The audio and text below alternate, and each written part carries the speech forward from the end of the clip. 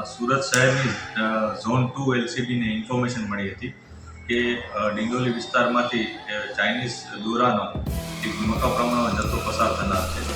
જે બાબતે અમે વોચ રાખી હતી. આ વોચ દરમિયાન ડિંડોલીમાંથી જે ટેમ્પો પસાર થયો એને રોક્યો હતો. રોકતા એમાં અમે જે ચેક કર્યું હતું તો ચેક કરતાં કુલ 2880 યુનિટ જેને ચાઇનીઝ માંજો કહેવાય છે એ ચાઇનીઝ માંજોની જથ્થો પકડાયો હતો અને એની અંદાજિત કિંમત 11,52,000 થાય છે. જે આઈસર ટેમ્પો છે એને 10 લાખની કિંમત ગણી છે અને એવી રીતના ટોટલ 21,52,000નો મુદ્દામાલ પોલીસે જપ્ત કર્યો છે. આ ઘટનામાં પોલીસે જે ડ્રાઈવર છે એનું નામ અનિલ શંકરલાલ મીણા છે એની ધરપકડ કરી છે. આ જથ્થો એ અમદાવાદ લઈ જનાર હતો એ પ્રકારની પ્રાઇમરી ઇન્ટ્રોગેશન દરમિયાન પોલીસને મળી છે. જે અમદાવાદના કોને મોકલનાર હતો એની અત્યારે પોલીસ તપાસ કરી રહી છે.